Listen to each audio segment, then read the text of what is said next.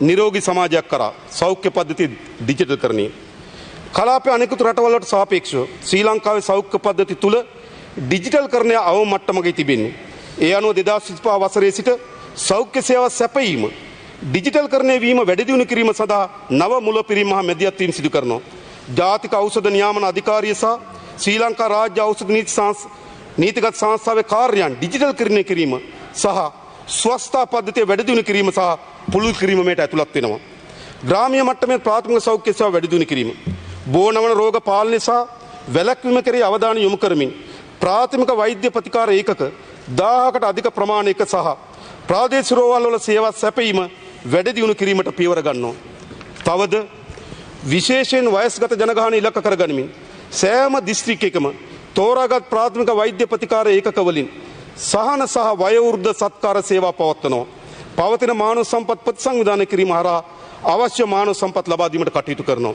වතු ආශ්‍රිත සෞඛ්‍ය තත්ත්වය ප්‍රාදේශීය වැලි සමාගම් සහ රජයේ පෞද්ගලික හවුල්කාරීත්වයන්ට එළඹීම හරහා වතු ආශ්‍රිත සෞඛ්‍ය සේවා ශක්තිමත් කිරීමේ ක්‍රියාවලිය කඩිනම් කිරීමට පියවර ගන්නවා.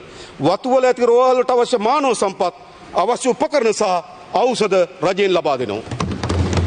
වසංගත සූදානම ඉදිරි වසර තුල සංවර්ධන පාර්ශවකරුන්ගේ සහාය ඇතිව වසංගත වැළැක්වීම සූදානම සහ වසංගත සඳහා සුදුසු පියවර ක්‍රියාත්මක කිරීම සඳහා අපි ජාතික ධාරිතාව වැඩි දියුණු කරනවා. මීට අමතරව ඉදිරියේදී ඇතිවිය හැකි සෞඛ්‍ය උදුරු කල් ඇතිව සූක්ෂම නිරීක්ෂණ කිරීම සහ පූර්ව අනතුරු හැඟවීමේ හැකියාව වර්ධනය කරනවා.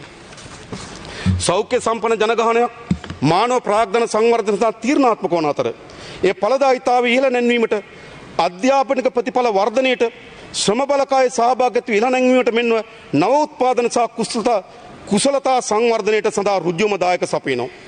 ඒ සමාජ ස්ථාවරත්වයේ ප්‍රවර්ධනයට, ජීවන තත්ත්වය වැඩි දියුණු කිරීමට සහ ආර්ථික වර්ධනය සහ ස්ථාවරත්වයට හේතු වෙනවා.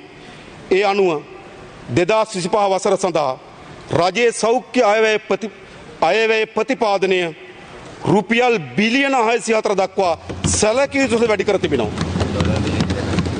ආසන වශයෙන් ගත ඩොලර් බිලියන 2ක් සෞඛ්‍යයට අපි වැය කරලා තිබෙනවා. ඒ සඳහා සූදානම්.